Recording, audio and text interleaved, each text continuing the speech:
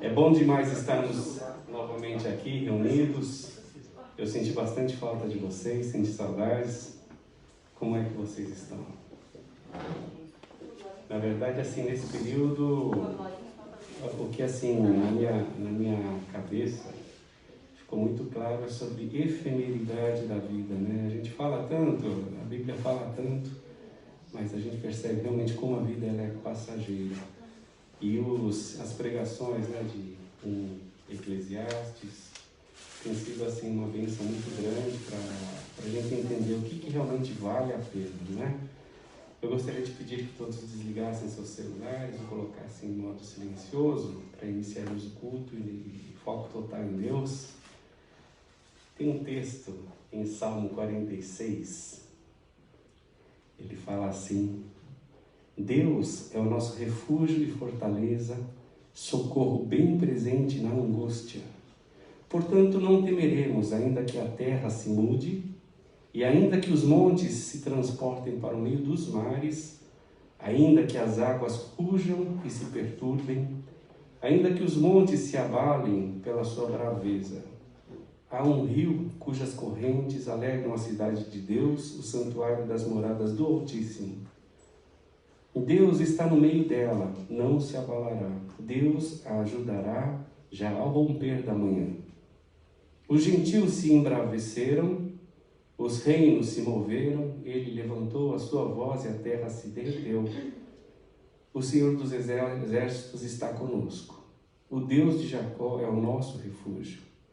Vinde, contemplai as obras do Senhor, que desolação tem feito na terra. Ele faz cessar as guerras até ao fim da terra. Quebra o arco e corta a lança, queima os carros no fogo. Aquietai-vos e sabei que eu sou Deus, serei exaltado entre os gentios, serei exaltado sobre a terra. O Senhor dos exércitos está conosco, o Deus de Jacó é o nosso refúgio. Eu confesso que nesse período, logo em março, né, quando a gente foi pego de surpresa, assim, eu senti muito medo. Medo pela família, pelos amigos, a empresa com muita gente concentrada lá, com as ONGs que eu toco. E Deus foi transformando esse medo, pouco a pouco, em tranquilidade. Não que a gente tivesse domínio sobre as coisas, mas justamente porque a gente não tinha domínio sobre nada, né? Mas pela graça e misericórdia de Deus, nós estamos aqui juntos e de novo é uma alegria muito grande estar com vocês, podendo louvar ao nosso Deus, que é o nosso objetivo principal. Eu gostaria de convidá-los para cantar a primeira música, que fala justamente sobre a beleza e a soberania do nosso Deus. E fala justamente que no início de todas as coisas era só a palavra, que o verbo era o nosso Senhor Jesus Cristo. Através dele veio todas as coisas. E como é lindo esse nome, porque é somente através do nome do nosso Senhor Jesus Cristo é que nós temos a salvação, que é a esperança na vida eterna. É o nosso médico divino também. Vamos cantar a ele.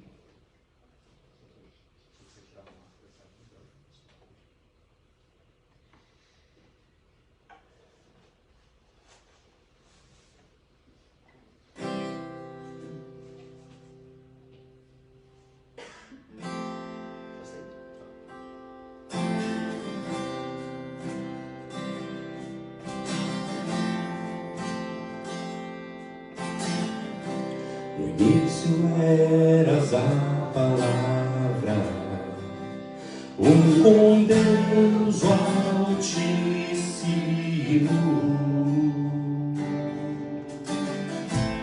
O mistério de glória, Cristo em ti se revelou. quão lindo esse nome é, oh, quão lindo esse nome é, o nome de Jesus, meu Rei. Oh, quão lindo esse nome é, maior que tudo ele é. Oh, quão lindo esse nome é, nome de Jesus.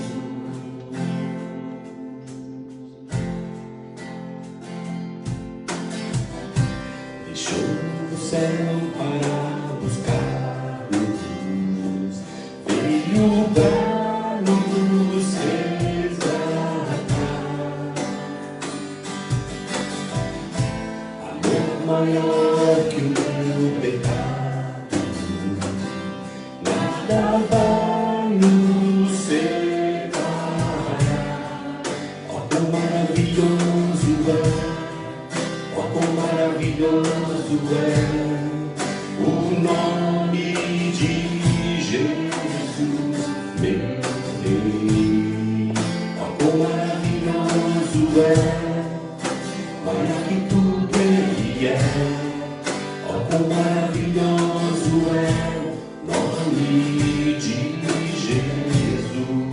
Oh, quão maravilhoso é o nome de Jesus.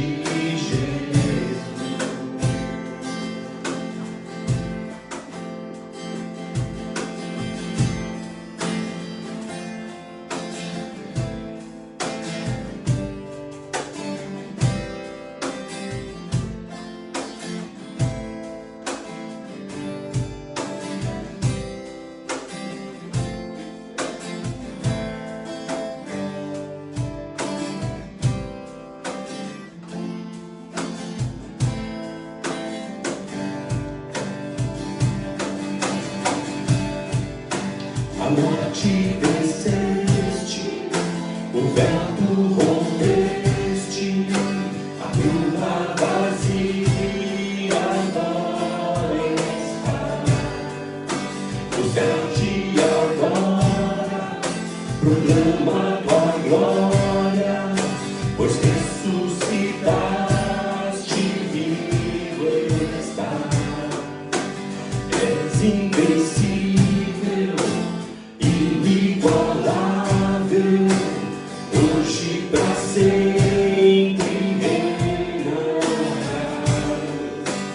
Teu é o reino, tua é a glória, acima de todo nome está. Poderoso esse nome é, poderoso esse nome é, o nome de Jesus, meu Rei. Poderoso esse nome é, mais forte que tudo é. Poderoso esse nome é, nome de Jesus. És invencível, inigualável, hoje pra sempre reinarás. Teu é o reino, tu é a glória, acima de todo nome está. Poderoso esse nome é, poderoso esse nome é, o nome de Jesus, meu Rei. Poderoso esse nome é, mais forte que tudo é. Poderoso esse nome é, nome de Jesus. Poderoso esse nome é, nome de Jesus. Poderoso esse nome é, nome de Jesus. Querido Deus, nós queremos te agradecer de todo o nosso coração, Pai, pelo milagre da vida. Nós estamos aqui, é uma alegria tão grande, Pai. O melhor lugar para estar neste mundo é estar na Tua presença, Senhor. estar junto com esses irmãos, depois de todo esse período, Senhor, podendo te adorar, é uma alegria tão grande, Senhor.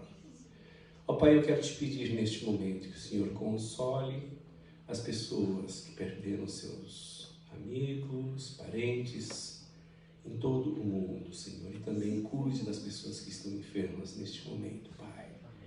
E que realmente nós possamos ser luz neste momento, levar a esperança que somente através da vida, morte e ressurreição do nosso Senhor Jesus Cristo é que a gente pode ter a certeza da vida eterna depois desta vida, Senhor.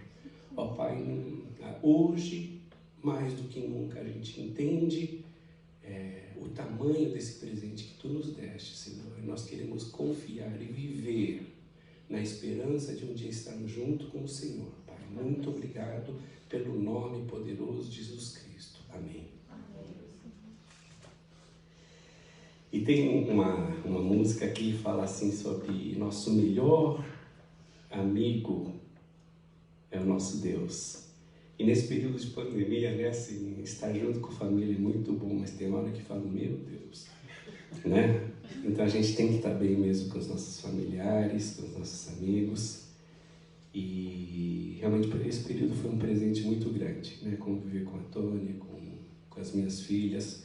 Eu acho que nós temos sempre um lado bom e esse foi um lado muito bom. Olha, eu acho que eu nunca tive tanto tempo junto com elas. Foi uma bênção. Ser amigo de Deus, caminhar com Ele. E o que essa música fala no final é ter a paz no coração, viver em comunhão, somente em Jesus Cristo.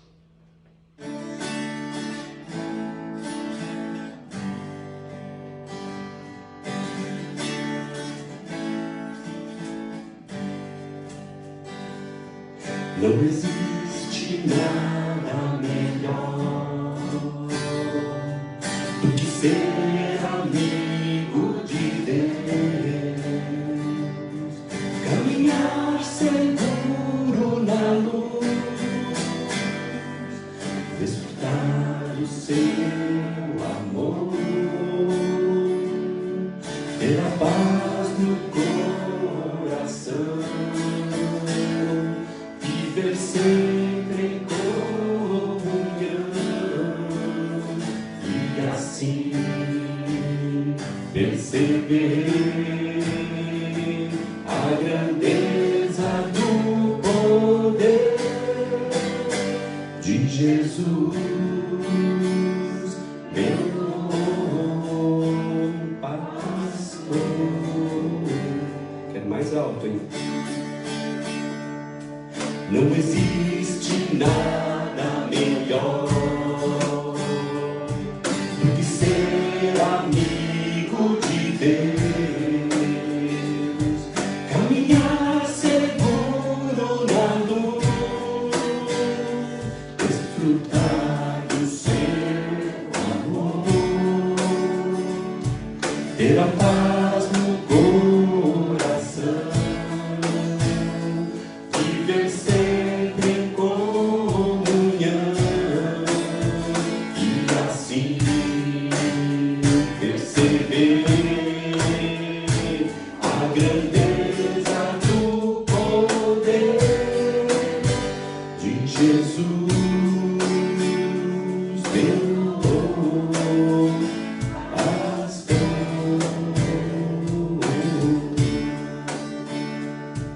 Ter a paz no coração,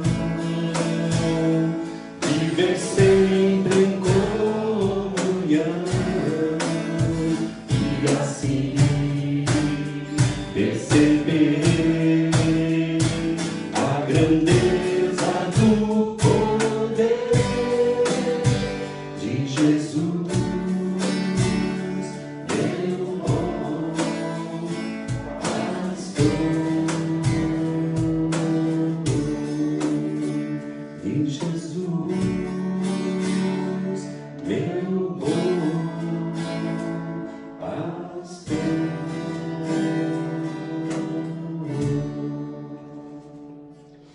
Nós não faremos a coleta da oferta, né? Porque a recomendação é de não manusear muito dinheiro. Mas eu gostaria que vocês lembrassem, né? E fizessem a transferência, quem pudesse, dos dízimos e das ofertas. E vamos cantar uma última música antes da mensagem, e que fala assim: em quem você acredita? Nesses dias de desespero tem tanta incerteza, né, que coloca em xeque tudo aquilo que a gente acredita. E essa música fala: eu acredito em Jesus Cristo, eu acredito em Deus Pai, no Espírito Santo e na vida que Ele nos traz.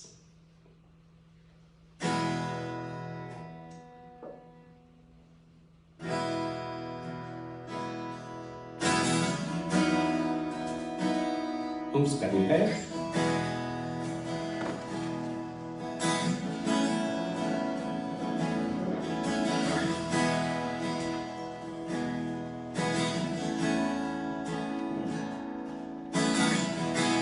Nesses dias de desespero, incerteza e medo há, em uma salvação eu creio em ti, creio em ti. Acredito em Jesus Cristo, acredito em Deus o Pai, acredito no Santo Espírito que nos vida nova traz. Acredito na cruz de Cristo e que a morte enfim venceu. Acredito que ressurreto muito em breve voltará. Creio em ti.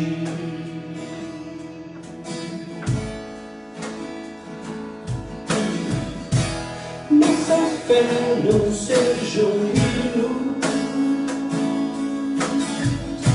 apenas notas em canções, e mesmo em tentações e fracos, creio em ti, creio em ti. Acredito em Jesus Cristo, acredito em Deus o Pai, acredito no Santo Espírito que nos vida nova traz. Acredito na cruz de Cristo e que a morte enfim venceu. Acredito que ressurreto muito em breve voltará. O perdido encontrou perdão, pois agora que o amor venceu, a igreja viva esse amor. Creio em ti, creio em ti, que as cadeias não prevalecerão, pois o véu rasgou e veio ao chão. Não voltará em vão. Creio em ti, creio em ti. Acredito em Jesus Cristo, acredito em Deus o Pai, acredito no Santo Espírito que nos vida nova traz. Acredito na cruz de Cristo e que a morte enfim venceu. Acredito que ressurreto muito em breve voltará. Acredito em Jesus Cristo, acredito em Deus o Pai, acredito no Santo Espírito que nos vida nova traz. Acredito na cruz de Cristo e que a morte enfim venceu. Acredito que ressurreto muito em breve voltará.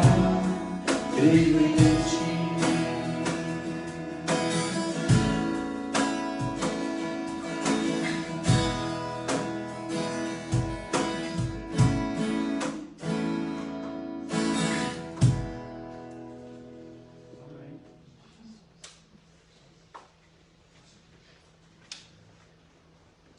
Pode sentar.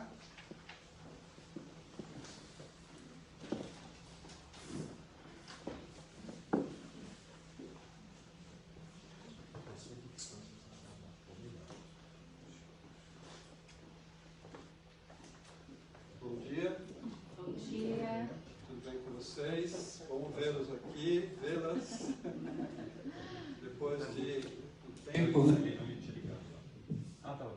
Eu hoje de manhã, quando eu vim para cá, pegando as coisas, eu já nem sabia direito o que eu tinha que pegar. Antes era tão automático, eu pegava tudo que tinha, colocava na mochila, vinha embora. Fiquei inseguro, será que esqueci alguma coisa? Dá a sensação que é o primeiro culto que eu estou fazendo aqui, né? Então, mas estou muito alegre, muito feliz em vê-los.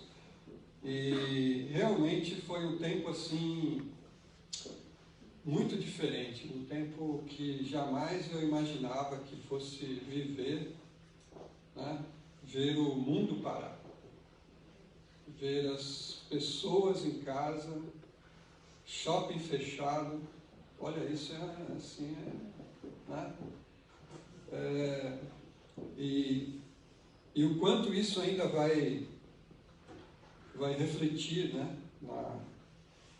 Em todas as áreas da vida, tem refletido e vai refletir em todas as áreas da vida. Não ficou nada.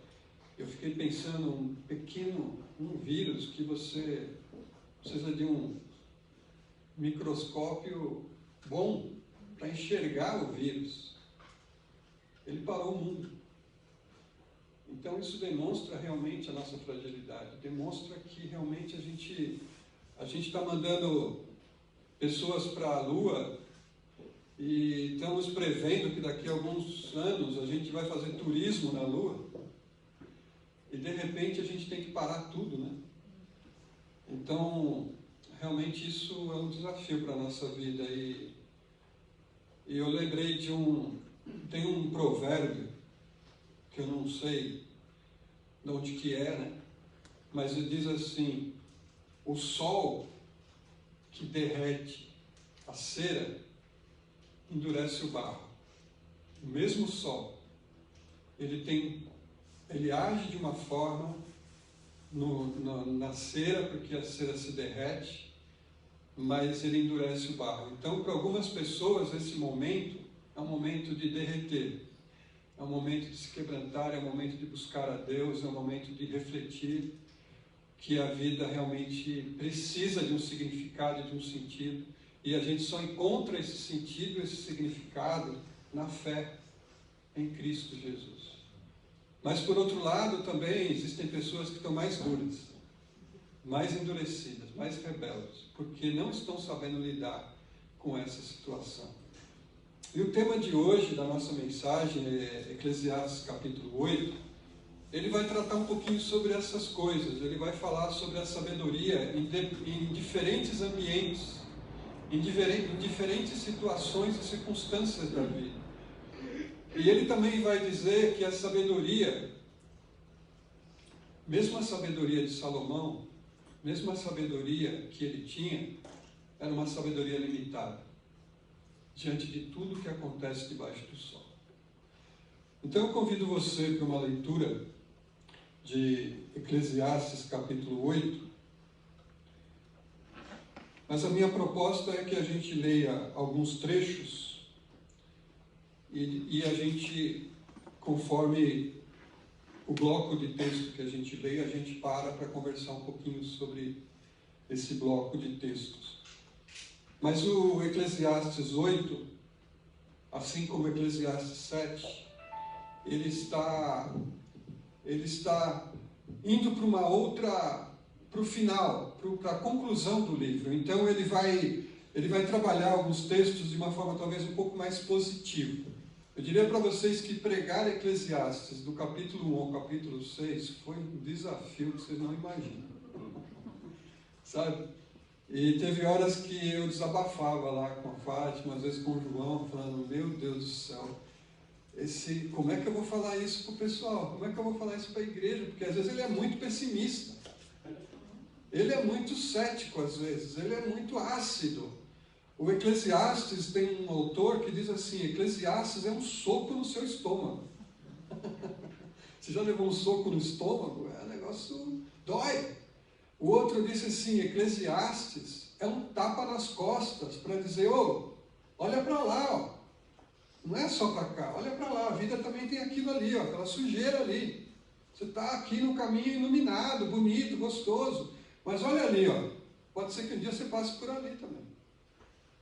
Então, Eclesiastes, ele é um livro que alguém disse assim, é o livro das exceções. Por que das exceções? Porque você diz assim, você vai para Provérbios, por exemplo, ele diz assim, porque o justo, porque aquele que teme a Deus, prosperará e irá bem. Fala, aleluia. Salmo 1, né?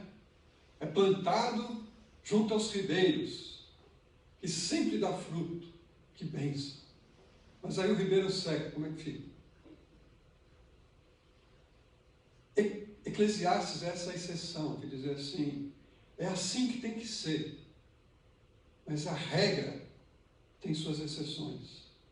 Hoje eu vi um amigo me mandou uma mensagenzinha falando de uma mulher, já não sei quando ela faleceu, mas ela faleceu com 122 anos, na França.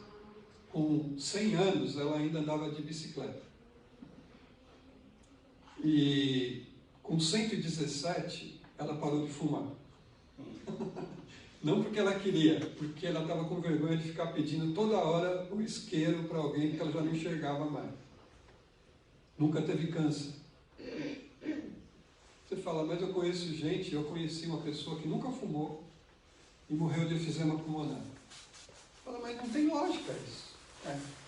É isso que Eclesiastes fala. Quando ele fala assim, a vida é um absurdo, como a NVI traduz, não significa que a vida é um absurdo, mas que a vida, muitas vezes, parece que não tem lógica. E é isso que ele vai falar aqui também. Então eu convido você para ler o texto. Vamos ler o primeiro verso. O primeiro versículo diz assim, se você estiver lendo na NVI. Quem é como o sábio? Quem sabe interpretar as coisas? A sabedoria de um homem alcança o favor do rei e muda o seu semblante carregado. Mas se você estiver lendo na Almeida, diz assim, quem é como o sábio? E quem sabe a interpretação das coisas? A sabedoria faz reluzir o rosto de uma pessoa e muda a dureza do seu semblante. Numa tradução diz que o sábio muda o semblante do rei. Na outra diz que o sábio muda o próprio semblante. Seja como for, o que ele está dizendo é que a sabedoria ela tem um efeito interno e externo na vida. O efeito interno da sabedoria é que quem é sábio, ele produz um brilho no rosto. A pessoa que consegue resolver as coisas de forma adequada, da forma correta, da forma que tem que ser, ela vive uma vida mais plena, mais aliviada, mais segura de si. Ela vive com mais equilíbrio emocional. Então, o que Eclesiastes está dizendo é que se você procura a sabedoria de Deus, você vai ser uma pessoa mais equilibrada. Você vai ser uma pessoa com uma fortaleza interior maior. Porque diante das dificuldades, você vai saber se comportar. E vai saber como lidar com as situações. Veja o que ele está dizendo. Ele está dizendo que o semblante muda. Você já viu uma pessoa preocupada? Você olha para o rosto e você está preocupado. Você não está bem. O rosto está carregado, pesado. Por quê?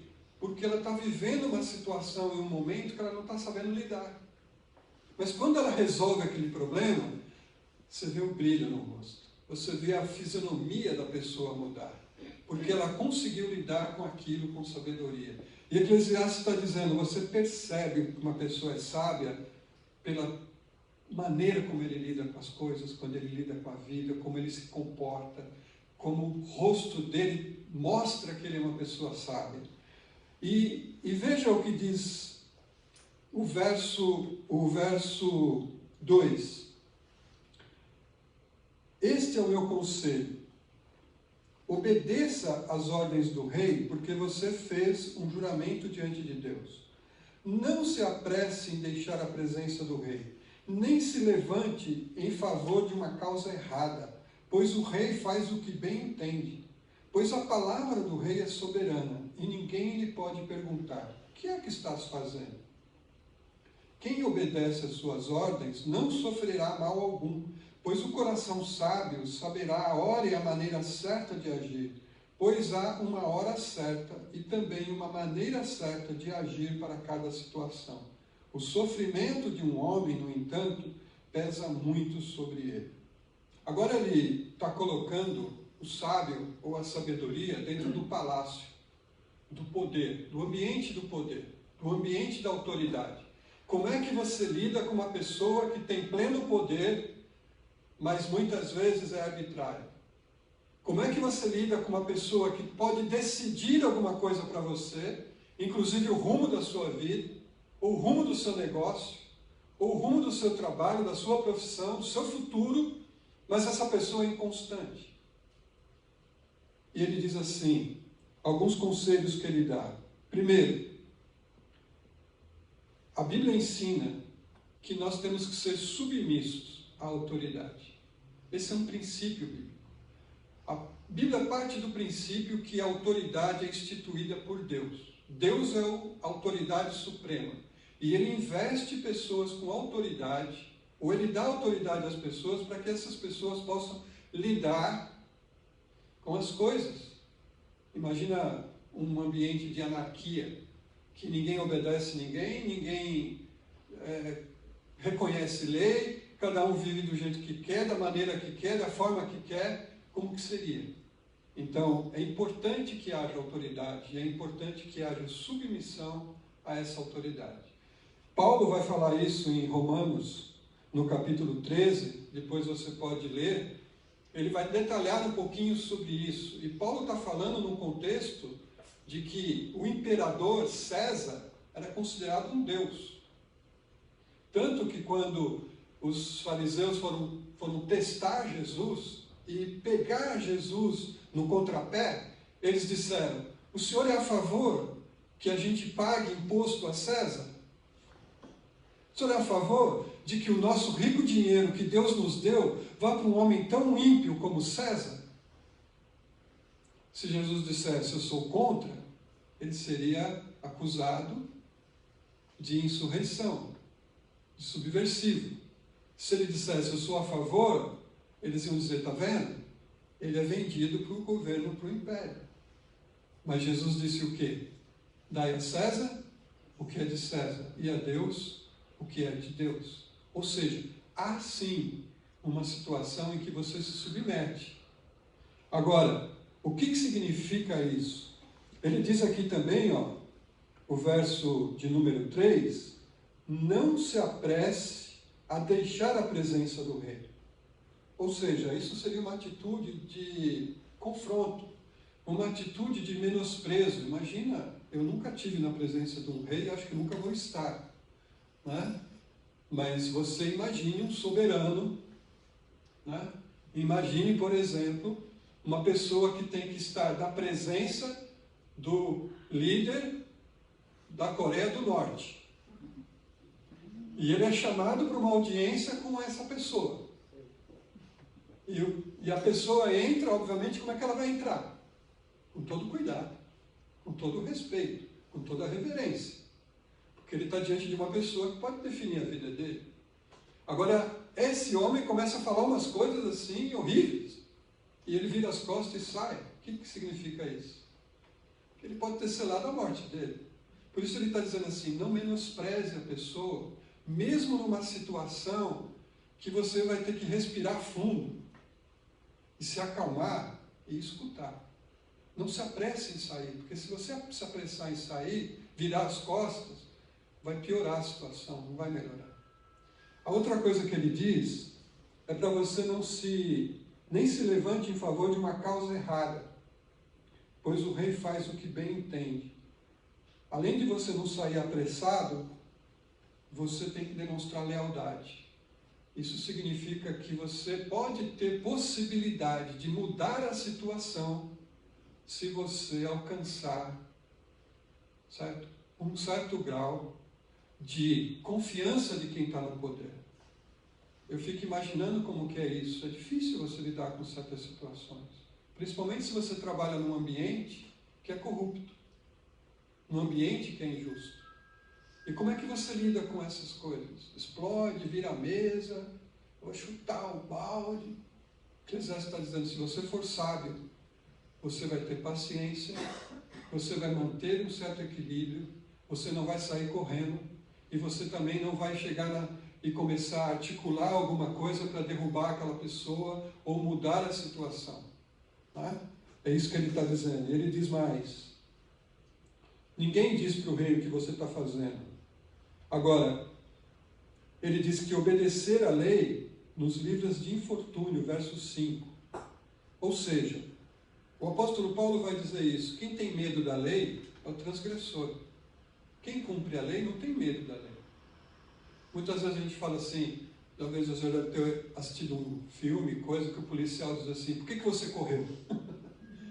Né? Por que você correu? Não, porque eu pensei que se correu porque está devendo.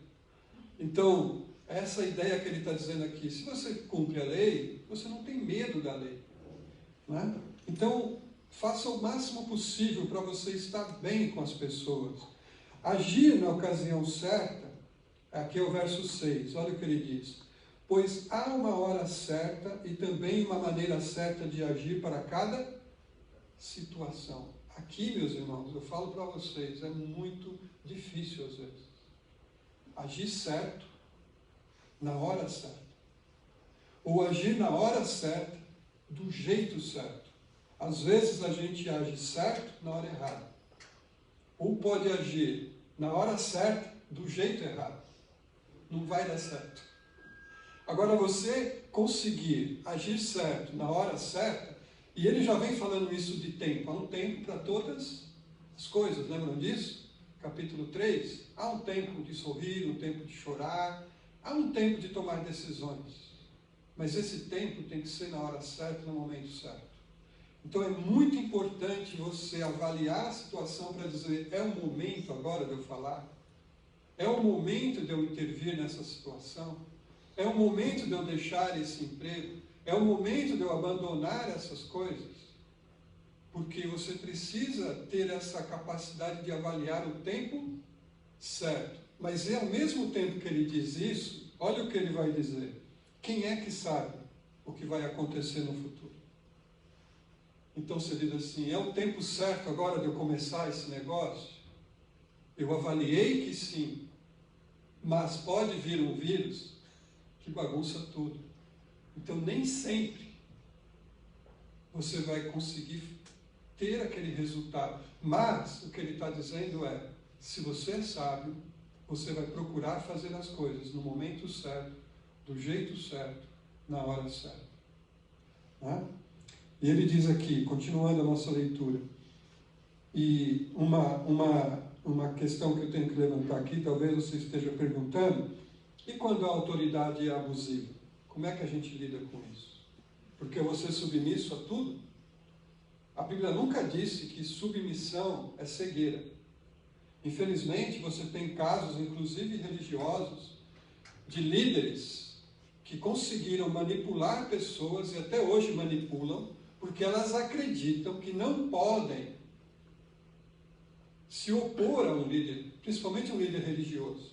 Tem gente que tem medo, mas o apóstolo, o pastor, o padre, o sacerdote, o fulano, se eu disser alguma coisa, ele vai me excomungar, vai me amaldiçoar. Mas quem é ele para fazer isso? Se você está em Cristo. Agora, você vai ter, por exemplo, exemplos dos profetas do Antigo Testamento. Vários dos profetas se levantaram contra o rei. Deus mandou o rei ir lá e confrontar, Deus mandou o profeta ir confrontar o rei dizendo, olha, você está errado. Isso não é insubmissão, mas significa que aquele profeta não era submisso àquele rei, porque aquele rei estava vivendo de uma forma errada, injusta, abusiva. Então a Bíblia não fala que submissão é algo que você faz de uma maneira cega, você fecha os seus olhos e vai. Não, você tem parâmetros para medir isso. E ele vai dizer o seguinte, a Bíblia também diz o seguinte, não combata a injustiça com injustiça, combata o mal com o bem. Ou seja, se você estiver vivendo num ambiente de injustiça, de abuso, de autoridade, uma autoridade que se perverteu,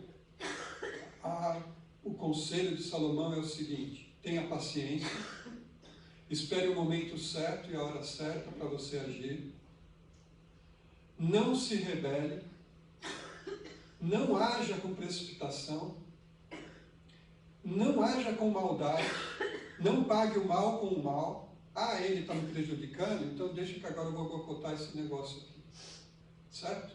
E outra coisa que ele está dizendo: se houver um conflito entre autoridade, sempre siga a autoridade superior, que é a autoridade de Deus. Certo? Se te chamarem para fazer algo que é contra o que Deus quer, você tem uma autoridade superior para dizer: olha, eu não posso fazer isso. Às vezes é difícil. Quando você vê, por exemplo, vocês conhecem a história de Sadraque, Mesaque e Abednego? Eles se recusaram a se curvar diante do rei e da estátua do rei. E eles foram jogados numa fogueira. Mas eles estavam prontos para dizer para o rei: rei, se Deus quiser me livrar, Ele livra de você. Mas se Ele não quiser, eu estou disposto a morrer por Ele. É um exercício de fé. Então, assim, eu não vou fazer. Tem um caso, por exemplo, citam muito comentarista de um homem, Helmut, que ele era um espião nazista, só que ele começou a trabalhar como um contra-espião. Ele começou a fazer uma espionagem contra o governo nazista, porque ele não concordava com o governo nazista. E acabou morrendo por causa disso. Foi descoberto, foi condenado à morte, mas ele livrou muita gente da morte. E quando ele foi preso, o tribunal nazista o chamou e disse: você está fazendo isso por quê? E ele disse: eu estou fazendo isso porque eu sou sincero à minha fé e ao Deus que eu creio. E é um Deus que não permite o que vocês estão fazendo. Então o juiz disse: você tem a oportunidade agora de escolher a sua fidelidade para Hitler e você vai embora, ou a sua fidelidade é para esse Deus que você é condenado à morte. Ele disse: eu estou preparado para continuar seguindo o que eu sigo, que é a fé no meu Deus, e jamais vou abrir mão disso. E ele foi condenado à morte. Mas ele não abriu mão dos princípios que ele tinha, que ele aprendeu. Isso é difícil, mas essa às vezes pode ser uma exigência que você tem. Eu conheço a história de uma moça, professora de biologia, que ensinava essa matéria na escola e que tinha que ensinar que Deus, que a criação não existe, que Deus não existe, que as coisas lá, e ela se recusou. Então disseram para ela: se você não ensinar desse jeito, você vai ser mandada embora. Ela disse: pois então me mandem embora, porque eu não vou ensinar isso. É contra meu princípio e a minha consciência. E ela fez uma opção. O que Salomão está dizendo aqui é: seja submisso à autoridade. Avalie a situação. Não tenha pressa em resolver as coisas muitas vezes. Tenha paciência. Veja como isso vai se desenrolar. Talvez lá na frente você tenha uma oportunidade de ajudar essa pessoa a rever a posição dela. Tá? Mas, ao mesmo tempo, você não é obrigado a fazer aquilo que te leva a pecar. Porque Deus está com você, Ele te honra. E Ele vai te ajudar. Vamos continuar aqui. Aí continua o texto. Né? Verso número 10. Desculpa, gente. Verso número 7, né? Visto que ninguém conhece o futuro, quem lhe poderá dizer o que vai acontecer? Ninguém tem o poder de conter o próprio espírito, tampouco tem poder sobre o dia da sua morte, e de escapar dos efeitos da guerra. Nem mesmo a maldade livra aqueles que a praticam. Aqui ele novamente está falando das incertezas e das limitações humanas. Quem é que sabe o que vai acontecer? Quem pode escapar das consequências? Né? Aqui algumas questões são assim: Ninguém tem o poder de conter o próprio espírito. Aqui alguns entendem como assim, quem é que pode conter o vento? Uma tempestade. A gente não tem poder para isso, a gente acaba sofrendo as consequências. Quem é que pode escapar dos efeitos de uma guerra? Ah, está tendo guerra comercial, Estados Unidos, China. Sobra para quem? Para todo mundo. São os efeitos dessa guerra comercial. Uma guerra política, ou até uma guerra militar. Outra coisa que ele diz, ninguém escapa da morte. Ele está citando exemplos de como nós somos limitados na nossa maneira da nossa existência. A gente acha que está no controle das coisas, mas qualquer coisa dessa que acontece vai afetar você diretamente. Não é? E ele está dizendo assim, mas a gente então está inseguro nesse mundo? Se você for para 1 Coríntios 15, 55, Paulo diz assim, onde está, ó morte, a sua vitória? Onde está, ó morte, o seu aguilhão? A gente não sabe o dia de amanhã, e nem sabe o dia da morte. Mas o que a gente sabe? Que Cristo venceu a morte. E que se nós estamos em Cristo, nós também vencemos a morte. E isso é uma esperança para nós. Esses são os absolutos de Deus para a nossa vida. Pode ser tudo relativo, mas a palavra de Deus tem absolutos. E Jesus disse assim, em João 14, na casa de meu pai há muitos aposentos. Se não fosse assim, eu lhes teria dito, vou preparar-lhes lugar. E se eu for e lhes preparar lugar, voltarei e os levarei para mim, para que vocês estejam onde eu estiver. Ele está dizendo, na casa do meu pai tem muitos lugares. Se não fosse desse jeito, eu teria dito para vocês, não tem lugar. Mas eu estou falando que tem porque tem. E eu vou preparar um lugar para vocês, e eu vou voltar. E olha, eu não sei se você já parou para pensar nessa frase, eu voltarei. Para mim não tem uma frase mais poderosa, mais empoderada, queria lembrar essa palavra. Sabe o que é empoderamento? É Jesus dizer, eu vou voltar. Eu vou voltar. E isso aqui tudo é meu.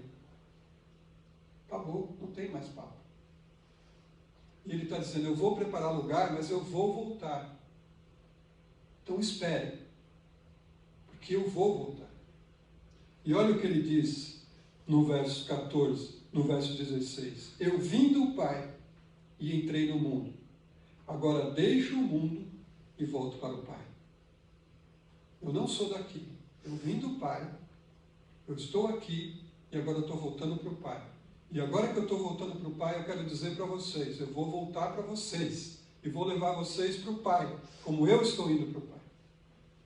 Então, irmão, diante das incertezas, eu só tenho uma certeza, Cristo vai voltar. Cristo vem buscar a igreja. Nós que estamos em Cristo, já vencemos a morte e vamos continuar com Ele lá junto com o Pai. Amém? Amém. Essa é a certeza que eu tenho na vida. Quando eu vou morrer, não sei. Pastor, você tem medo da morte? Já tive muito medo. Hoje? Não. Ah, você está falando da boca para fora. Não. Porque a minha certeza é que eu vou estar com o Pai. Amém. Como é? Não sei. Mas é muito bom. Né? Então, assim, como disse uma vez o pastor, né? O dia que eu morrer, eu proíbo a igreja de orar para que eu ressuscite. Não me façam isso. Eu também, viu? Tudo isso, verso 9.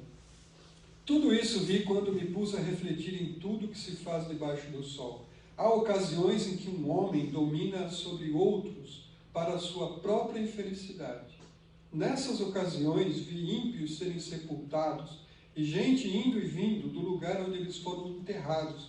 Todavia, os que haviam praticado o bem foram esquecidos na cidade. Isso também não faz sentido. Quando os crimes não são castigados logo, o coração do homem se enche de planos para fazer o mal.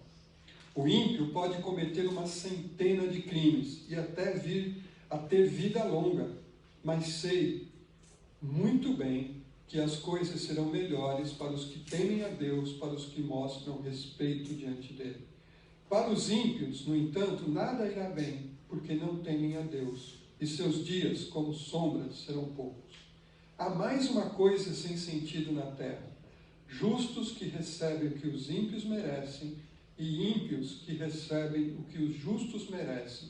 Isso também, penso eu, não faz sentido. Outra coisa que ele está dizendo aqui debaixo do sol é que aqui há muita injustiça. Muita injustiça.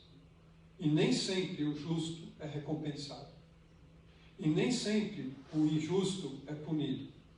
Muitas vezes o justo passa dificuldade, sufoco, e o ímpio vive bem e vive no bom e no melhor. Como é que você lida com isso? Você já deve conhecer casos assim, não conhece? Você deve conhecer pessoas que você diz assim: pô, não, o cara debocha de Deus, zomba de Deus, não está nem aí para Deus e está bem. E eu conheço gente que teme a Deus, respeita a Deus, leva a Deus a sério e está passando necessidade.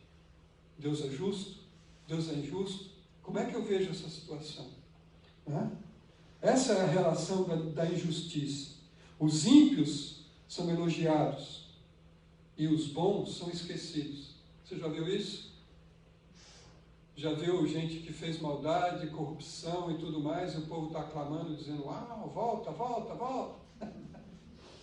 Acontece. Como é que você lida com isso? E ele diz assim: por causa da demora na punição, o incentivo à maldade aumenta. Ou seja, crimes que prescrevem, crimes que não são julgados, sentenças que são engavetadas. E as pessoas continuam, porque elas acham que são impunes.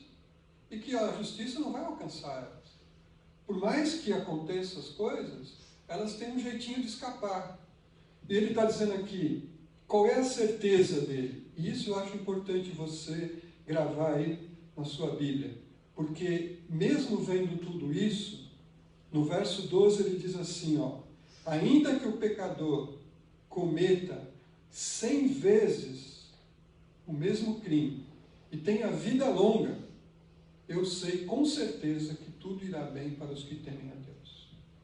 Ele está dizendo o seguinte: eu tenho uma convicção comigo, ser justo e confiar em Deus é melhor. Ainda que você viva na injustiça, ainda que as pessoas não valorizem o que você é, ainda que esqueçam o bem que você faz, ainda que retribuam o mal com o mal, o bem que você faz, ainda assim, ele diz: eu tenho certeza que ser bom é melhor, que ser justo é melhor, que temer a Deus é melhor. Por quê? Porque o fim de um e o fim de outro é diferente. Aqui, meus irmãos, não é só a vida que você tem que avaliar, é o fim. Eu coloquei no texto, na minha meditação de Eclesiastes, o seguinte: vivendo o presente e olhando para o futuro, para o fim. É isso que o Eclesiastes está dizendo. Debaixo do sol tem muita coisa que não faz sentido. Debaixo do sol tem muita injustiça e muita maldade. Debaixo do sol parece que a regra não funciona. Mas, ainda assim, eu creio na justiça de Deus, que um dia, de alguma forma, de alguma maneira, a justiça vai prevalecer. Essa é a esperança que ele tem. E muitas vezes, meus irmãos, eu quero citar um autor aqui que diz assim: as injustiças da vida estão abertas para que todos as vejam.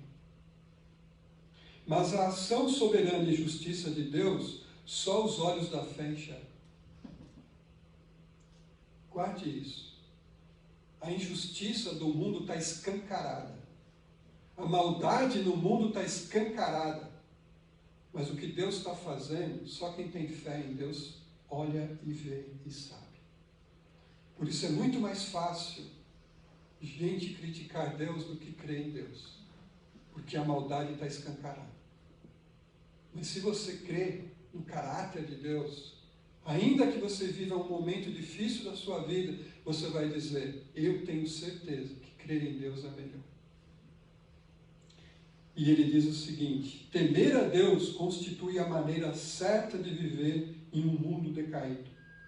Ir além das realidades, sem esperança definidas pela experiência e descoberta humana, só será possível por meio de uma vida centrada em Deus e que se inspire em sua revelação especial. Ou seja, para você poder viver com o que Deus está fazendo nesse mundo caído, e a realidade desse mundo não te atingir e te tornar um descrente ou incrédulo, ou um cético, ou um depressivo, você precisa confiar na revelação de Deus, de quem Ele é e o que Ele está fazendo, e o que Ele prometeu. E ele vai terminar dizendo o seguinte: por isso, verso 10, recomendo que se desfrute a vida, porque debaixo do sol não há nada melhor para o homem do que comer, beber e alegrar-se. Sejam esses os seus companheiros no seu duro trabalho durante todos os dias da vida que Deus lhe der debaixo do sol. Mais uma vez ele volta com esse refrão: desfrute a vida, aproveite a vida, coma, beba, se divirta, seja feliz com a mulher que Deus te deu, seja feliz no casamento, seja feliz nos relacionamentos, aproveite o máximo, hoje, porque a vida é incerta. E isso que você tem é dom de Deus. Desfrute o que Deus te deu. Seja alegre, seja feliz com o que Deus te deu. Valorize o que Deus te deu.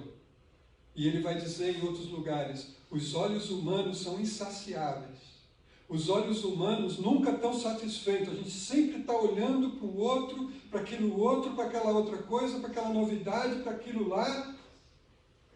E ele está dizendo: para de ficar olhando tanto. Olha para agora o que você tem e curta o que você tem. Porque é isso que vai valer a vida. Né? Infelizmente tem gente que ensina que não pode beber vinho. Uma pena, né? Graças a Deus que a gente não é assim. Pode tomar o seu vinho, pode comer a sua boa comida. A Bíblia, meus irmãos, ela não é contra uma pessoa ser rica. Não é contra a pessoa ter dinheiro. A Bíblia é contra a avareza, o amor ao dinheiro. A Bíblia é contra, muitas vezes, a gente não celebrar aquilo que Deus deu.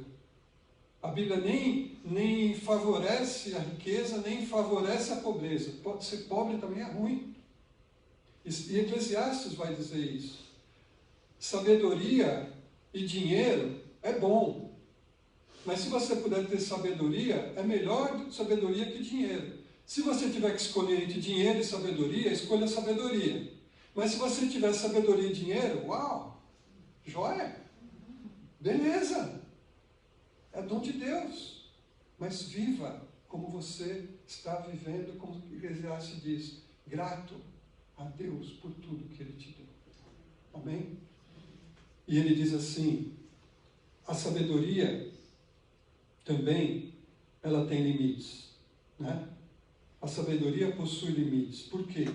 Porque nem sempre a gente sabe o que Deus está fazendo. Não é mesmo? Quero que você dê uma lida no verso de número 17 e você vai ver isso. O que diz aí na sua Bíblia? Quem pode ler para mim? Eclesiastes 17, 8 e 17. Contemplei toda a obra de Deus e vi que o ser humano não pode compreender a obra que se faz debaixo do sol. Por mais que se esforce para o descobrir, não a entenderá. E ainda que o sábio diga que conseguirá conhecê-la, nem por isso a poderá achar. Isso. Quem pode ler o 16?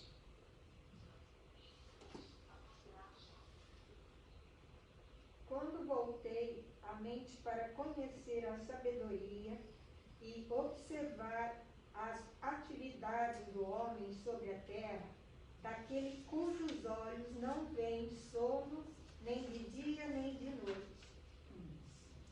que ele está dizendo é assim: eu quis entender o que Deus estava fazendo.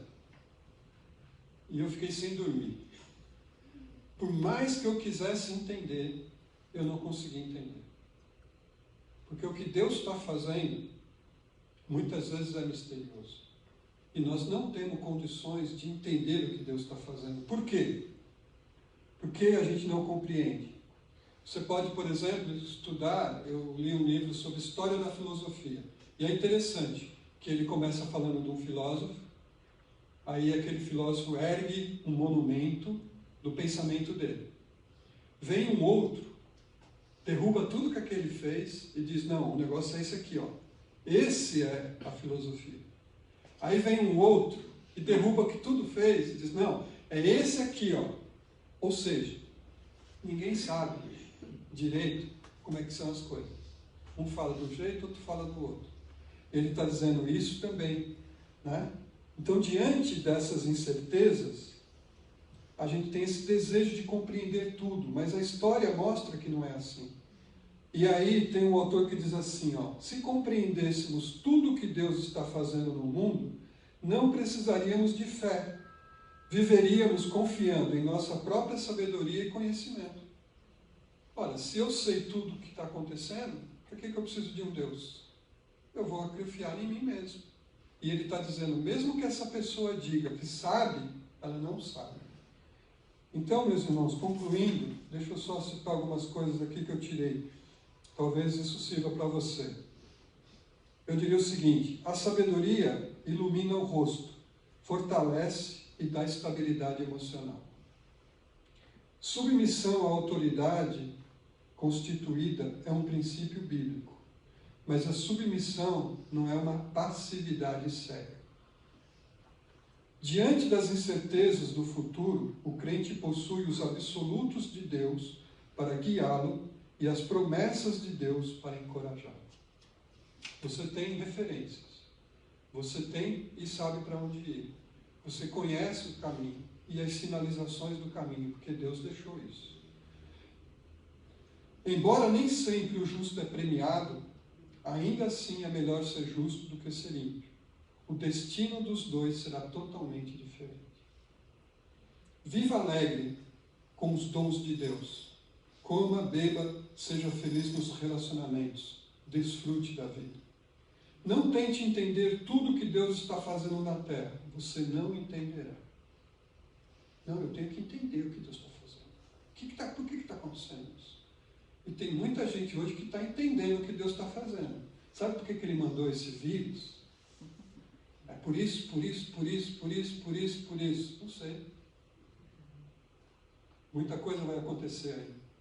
É para aproximar as famílias, mas tem famílias que estão arrebentadas por causa disso. Tendo que viver junto. Marido abusivo, violento. Como é que vai viver junto?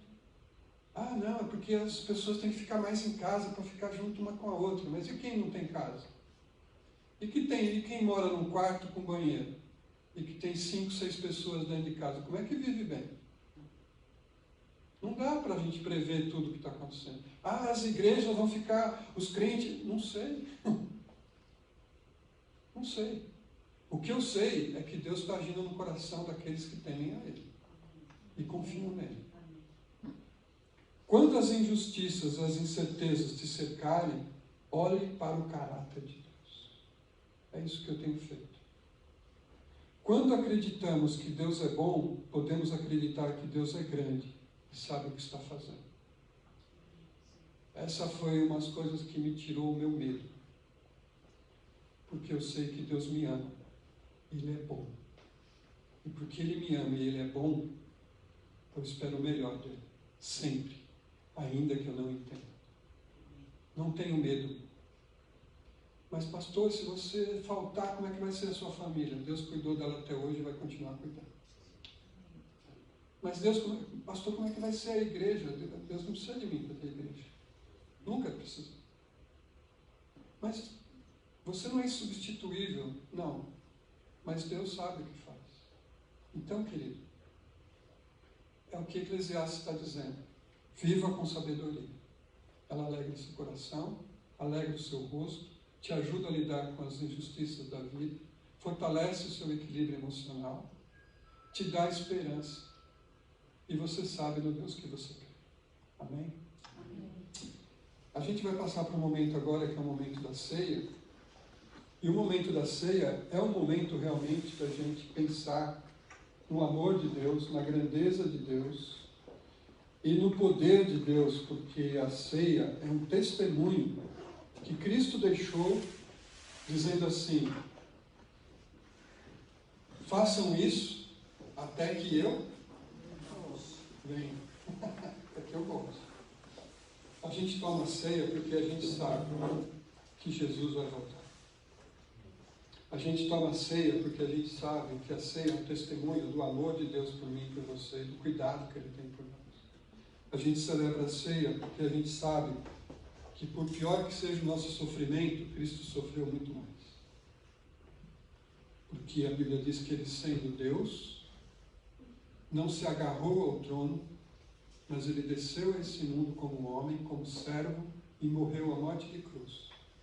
E Deus o elevou acima de todo nome. E ao nome de Cristo todo joelho se dobrará e toda língua confessará que Jesus é Senhor, para a glória de Deus. Então, é um testemunho muito grande. Enquanto o Satoshi vai nos dirigir aqui no louvor, eu vou pedir para você, sim, por fileira, vocês saírem do seu lugar e pegarem aqui o seu cálice, o seu pão. Hoje está tudo separadinho. Veio... Isso aqui é a forma pós-pandemia, né, de servir a ceia. Então você pode pegar. Tem o pão aqui, na verdade, pode ver. O pão, eles chamam de pão asmo, que é um sem fermento. E o cálice está lacrado, você pode se servir, pode vir aqui, Marcos, Lídia, um de cada vez, pega aqui. Ó Deus, me sondas, conheces-me,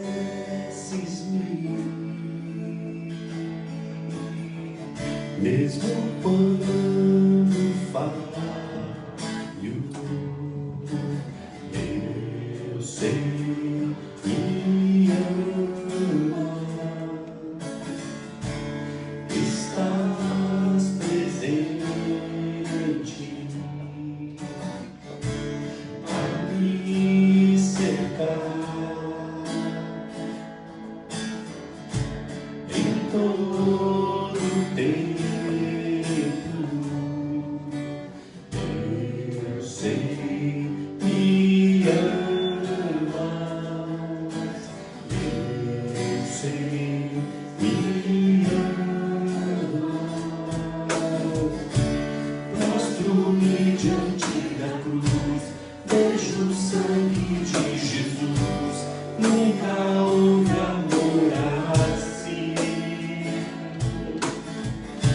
Sobre a morte já venceu, sua glória o céu encheu. Nada irá me separar.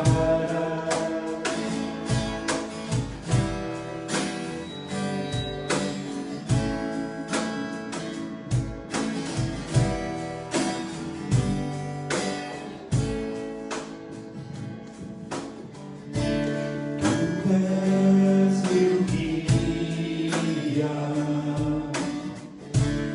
meu protetor. Tua mão divina, eu sei me amas, eu sei me amas. Mostro-me diante da cruz, vejo o sangue de Jesus. Nunca houve amor assim. Sobre a morte já venceu, sua glória o céu encheu. Nada irá me separar. Mostro-me diante da cruz, vejo o sangue de Jesus. Nunca houve amor assim.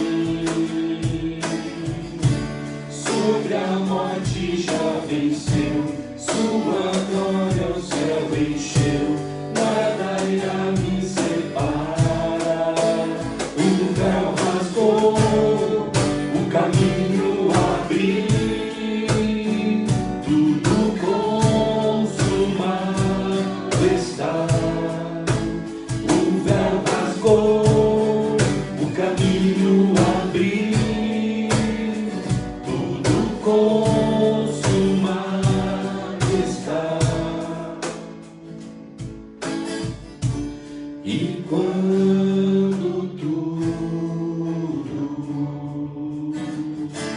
se acabar,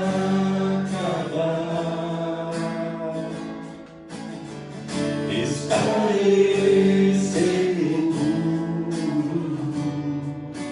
pois sei me amas, pois sei me amas. Prostro-me diante da cruz, vejo o sangue de Jesus, nunca houve amor assim. Sobre a morte já venceu, sua glória o céu encheu, nada irá me separar.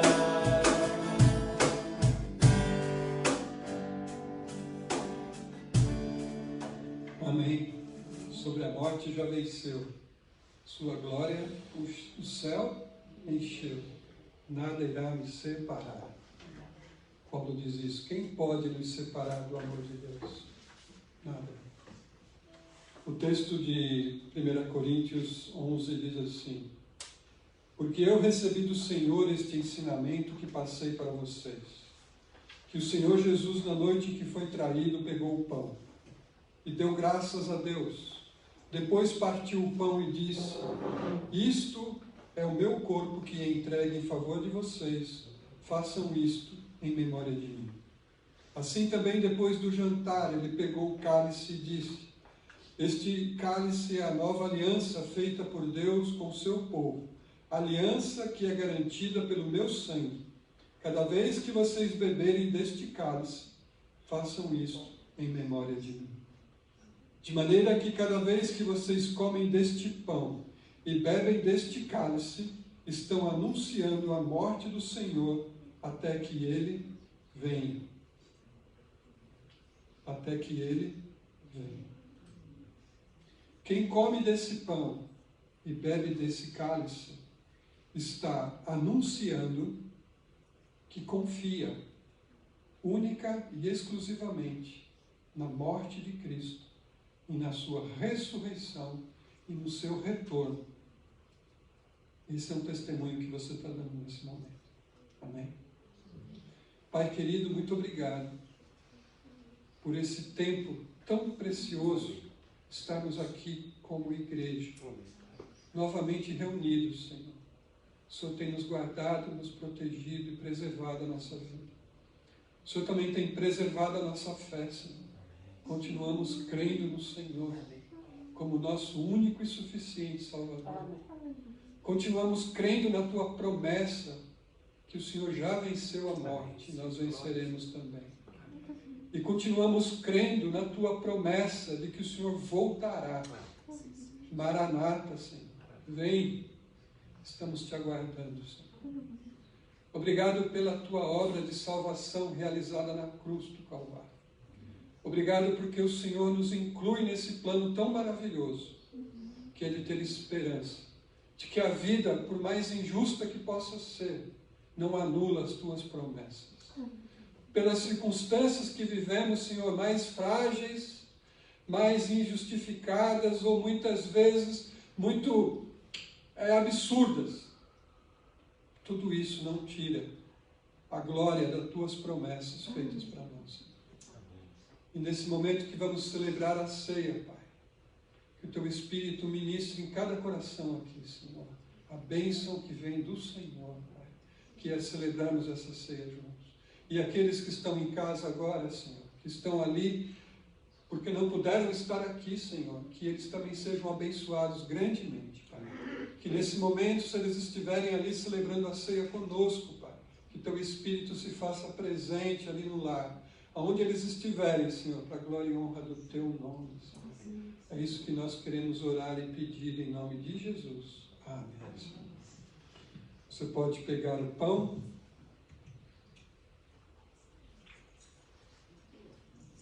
Jesus disse: isto é o meu corpo, que é entregue em favor de vocês. Façam isto em memória de mim. Fabrício vai pegar, Senhor. Vem aqui, irmão, você não pode ficar sem, não. Tem alguém que está sem aí? Não? Então, em memória de Cristo, comamos do pão.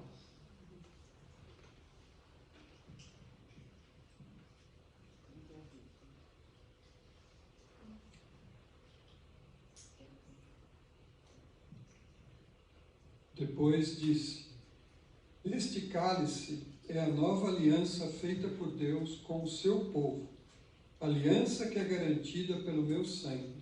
Cada vez que vocês beberem deste cálice, façam isso em memória de mim. Em memória de Cristo, e com aliança com Ele, bebamos do cálice.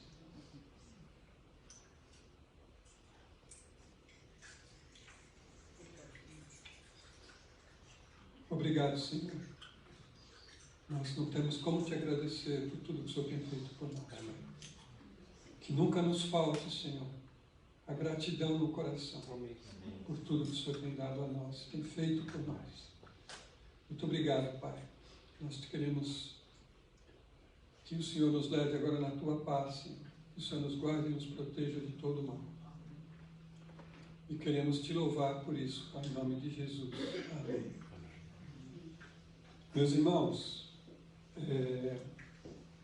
nós vamos comunicar a vocês, o nosso objetivo é conversar com a diretoria. Nós fizemos esse culto aqui como uma experiência, tá? E depois eu gostaria de ter um retorno de vocês, o que vocês acharam, como é que foi, e como a gente pode estar fazendo novamente, retornando. Não sei se a gente retorna todos os domingos, ou como que a gente vai fazer, mas a ideia seria essa. Então, a gente vai estar comunicando a vocês, tá? Mas a decisão que a diretoria vai tomar. Fora isso, a gente vai continuar com a mensagem, vai estar lá no YouTube. Hoje nós fizemos a transmissão pelo Facebook, o YouTube não permitiu, mas a ideia é que a gente coloque também no YouTube mais tarde, então vai ficar lá. Tá bem? Acho que é isso que são. E também os doentes. Vamos ver. Sim, tá. A gente vai orar agora e também vamos orar pelo... Temos aqui uma surpresa, né? O Felipe está fazendo aniversário. Está fazendo aniversário amanhã. E o Satoshi depois de amanhã. E aí chegou um bolo ali, gente, que eu estou vendo um bolo, parece que tem alguma coisa aí. A Ritinha fez ontem, viu? A Rita Felício. A Rita Felício fez ontem. Parabéns, Ritinha. Tem mais gente que fez aí, né? Com certeza. Mas fala, Tony. Foi a Lídia que trouxe, tá bom? Na comemoração dos aniversariantes do mês, porque nós ainda não estamos tendo, né? Então, a Lídia que trouxe aqui. Amém. Que gracinha que é. Também, e depois de amanhã. Então vamos orar pelos aniversariantes e também a gente ora pelos enfermos. Eu peço que vocês continuem orando pelo senhor Antônio, que é o pai da Fernanda. Se você não conhece a Fernanda, é aquela ali, ó. Certo? E esse é um casal que a gente tem estado junto por uns tempos, tem sido uma alegria. Continue orando por ele tem melhorado, mas a melhora está sendo assim muito gradativa, mas graças a Deus pela memória, a gente tem pela melhora. E a gente tem que celebrar mesmo essas melhoras, tá? Mas continue orando por ele, para que Deus complete a obra de cura, de restauração. Eu creio nisso. Você crê também, amém? Amém. Vamos orar? Vamos ficar de pé. Não vou chamar os aniversariantes aqui para não aglomerar, porque senão... Mas pode vir aqui, ó. Querido Deus e Pai, queremos nesse instante, Senhor, te agradecer pela vida do Felipe, do Satoshi, da Rita, pela vida dos aniversariantes. Nós não pudemos fazer aquela celebração aqui, mas hoje aproveitamos, Senhor, e apresentamos ao Senhor a vida de todos os nossos irmãos, irmãs e amigos que fizeram aniversário neste ano. Que o Senhor abençoe a vida de cada um, que o Senhor dê muitos anos de vida, com muita vida do Senhor na vida deles. Amém. Com muita sabedoria, Senhor. Amém. Que eles possam ver ainda o Senhor fazer grandes coisas. Amém. Nós pedimos que o Senhor os preserve de todo o mal. Em nome de Jesus. Que eles possam sempre celebrar a vida, Senhor, e desfrutar desse dom que o Senhor tem nos dado. Pai, queremos também em especial orar pelos enfermos, pelas pessoas que estão acamadas, estão hospitalizadas, as pessoas que estão vivendo um momento agora críticos na saúde, Pai. Que o Senhor possa visitar cada um, Senhor, e trazer cura, Senhor, restauração em nome de Jesus. Em especial, Deus, oramos pelo Senhor Antônio agora nesse momento. Ali onde ele estiver, naquele leito, nós já te agradecemos, Senhor, pelo que o Senhor tem feito. Pela melhora. Te louvamos, Senhor, por tudo isso. Mas pedimos, Pai, continua, Senhor, agindo na vida dele. Trazendo cura, trazendo saúde, trazendo restauração da sua vida e do seu corpo, Pai. Em nome de Jesus. Visita ele ali naquele hospital, Pai. Oramos pela sua família, pela Fernanda, pelo Igor, por toda a família, Senhor. Que o Senhor esteja também ajudando, que eles possam perseverar na confiança, que eles possam colocar o coração deles no Senhor, Pai. Traz sobre essa família paz, traz sobre eles, Senhor, equilíbrio, e que haja um brilho nos olhos, e que haja brilho no rosto, Pai, porque a confiança que eles têm no Senhor é grande. Nós te louvamos por tudo isso e te pedimos, Pai. Oramos para que o Senhor nos leve na tua paz, nos guarde do mal e do perigo, nos dê uma semana abençoada na tua presença, Senhor. Ajuda-nos a viver com sabedoria, Pai. Em nome de Jesus pedimos isso, Senhor. Amém. Amém. Que Deus te abençoe. Que o amor de Deus, nosso Pai, que a graça do Senhor Jesus Cristo e o consolo do Espírito Santo seja com toda a igreja, não só hoje, mas para todos sempre. Amém. Amém. Deus te abençoe e vá na paz do Senhor Jesus Cristo e uma excelente semana.